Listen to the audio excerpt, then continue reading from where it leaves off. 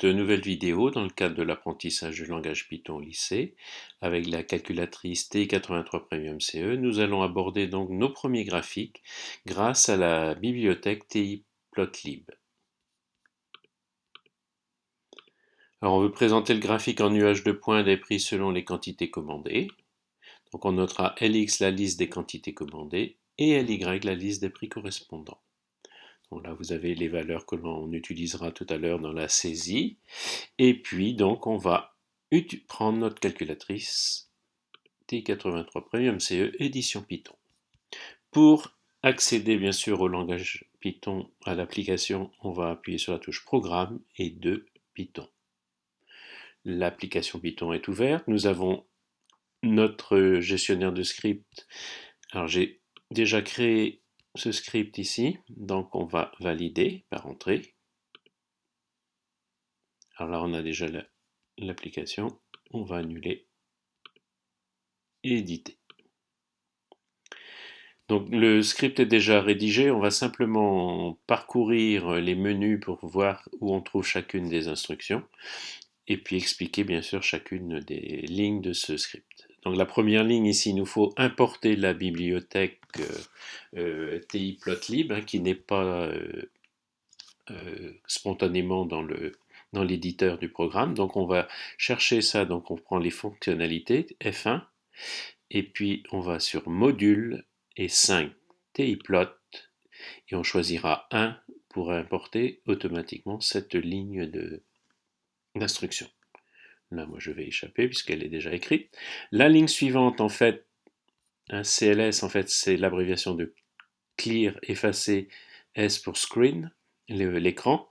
Donc cette instruction-là nous permet d'effacer l'écran pour commencer à faire le graphique derrière. Donc on va chercher cette instruction toujours F1, module, 5 TI-Plot, et ici on sera à la deuxième ligne, un CLS. Ensuite, nous allons créer nos deux listes. Donc, j'ai appelé la liste des abscisses LX. Donc, bien sûr, on tape au clavier en passant en mode alpha. Je rappelle que le égal ici, le signe d'affectation, s'obtient avec la touche Store. Et puis, pour créer la liste, j'ai la possibilité d'aller chercher dans les menus ici, donc toujours F1, liste, donc je me déplace avec la flèche de direction droite et je choisis un liste. Donc là, bien sûr, c'est déjà fait. Et puis, il me reste plus qu'à saisir au clavier les valeurs des abscisses, donc qui vont de 50 à 300. J'opère de la même façon pour la liste des Y. Au passage, on peut voir on accède aussi aux instructions propres aux listes avec la succession des touches seconde stat list. Effectivement, vous retrouvez les mêmes instructions que par le menu module.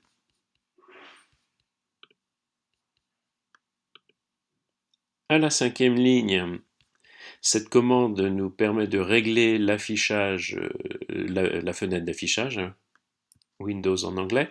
Cette commande se retrouve toujours donc dans le module TI-Plotlib.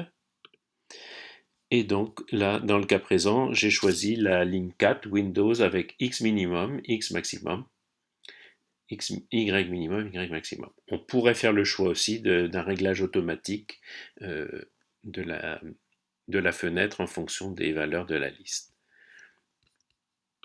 Donc effectivement, j'ai pris un peu plus large que les valeurs de la liste, c'est-à-dire X minimum 0, Y maximum 350 et pour Y 0 et 3. La ligne suivante, en fait, attribue la couleur au graphique qui suit, en nuage de points. Donc, on va aller voir où on trouve l'instruction color. Donc, toujours dans le module TI-Plotlib. Et cette fois-ci, il faut passer sur l'onglet Dessin avec la flèche de direction droite. Effectivement, on a un color. Et les trois paramètres qui sont les valeurs entre 0 et 255. Donc si je mets 255 à la première, au premier paramètre et 0 aux deux autres, j'aurai la couleur rouge.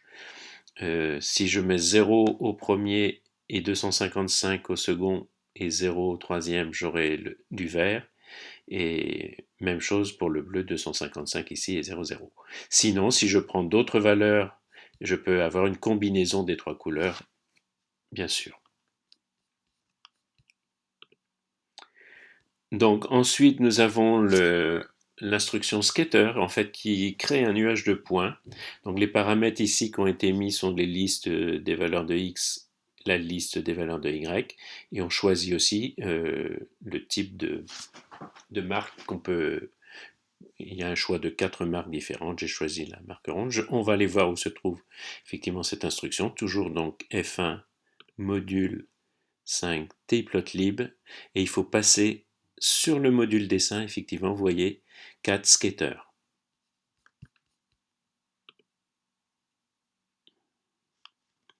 J'ai attribué ensuite une couleur.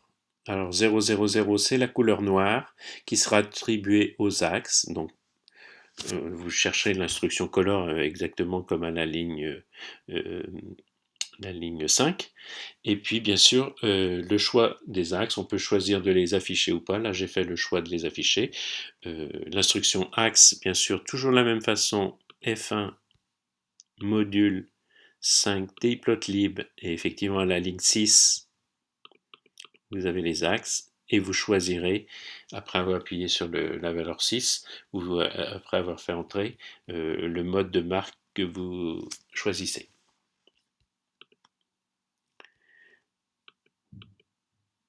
Et puis l'instruction suivante, plshowPlot, permet d'afficher le graphique. On va effectivement exécuter cette instruction, donc touche F4.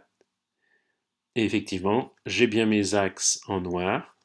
Enfin là on les voit, oui ici, voilà, ils sont sur le bord de l'écran. Et j'ai mon nuage de points en rouge. Alors en faisant un nul, j'ai permis l'exécution de la suite du programme. On va aller inspecter ceci. Donc, annule une deuxième fois. Je reviens ici dans le shell et on va appuyer sur édition F4. Donc, nous étions rendus ici. Et donc, je continue. Alors, les espaces, là, c'était simplement pour visualiser les deux parties de mon programme. Je peux aussi attribuer donc à nouveau une couleur. Là, j'ai choisi le bleu. Et puis l'instruction plot en fait crée une ligne brisée entre les points. Et là, j'ai choisi un marqueur plus petit qui viendra s'incorporer en fait dans le marqueur du nuage de points. Et puis les étiquettes. Alors l'instruction plot toujours au même endroit, c'est-à-dire F1 module 5 TI plot, et effectivement vous avez dans dessin l'instruction plot ici avec en option soit les X et Y et le marqueur, ou directement la X liste et la L et la liste Y et le choix du marqueur qui a été fait ici. L'instruction label, en fait, ce sont les étiquettes pour les axes. Donc, de la même façon, vous allez chercher cette instruction label. Donc, F1 module 5 TIplot. Et on voit ici qu'on a à la 7e ligne le choix de cette instruction. Et puis, on rentrera au clavier. On va venir voir. Retournez voir ici. On rentre au clavier en mode alphabétique, c'est-à-dire vous appuierez successivement sur les touches seconde alpha et vous rentrerez le nom des deux étiquettes en abscisse et puis en ordonnée. Les deux valeurs suivantes en fait attribuent la ligne sur laquelle on veut positionner ces étiquettes. J'ai choisi donc la 10e ligne de l'écran pour l'étiquette des abscisses, en abrégé donc les quantités, et puis la 4e ligne de l'écran pour le prix. On peut bien sûr prendre d'autres valeurs. Et puis, pour relancer l'affichage donc de cette deuxième partie, toujours l'instruction showplot, hein, qui se trouve toujours dans le module TIPlotlib. Effectivement, c'est l'instruction 9. Et puis donc, pour terminer, on va réexécuter ce script. Donc, touche F4. Donc, comme je disais, comme j'ai mis l'instruction showplot après skater, on a une première partie du script qui s'est exécutée, et puis en appuyant sur annule, la deuxième partie du script s'est exécutée. Et effectivement, j'ai bien mon graphique en ligne brisée, hein, qui vient joindre les points. Alors on a les petits marqueurs bleus, mais là on les voit à peine avec la taille des marques pour la ligne brisée. Et puis, comme j'ai pas mis d'autres instructions de couleur pour les étiquettes, comme elle vient en même temps que plot en dessous, elle adopte la même couleur. Voilà. On n'est bien sûr pas obligé de changer de couleur, mais ça permet d'avoir un graphique où on identifie bien chaque partie. Voilà, cette petite leçon est terminée.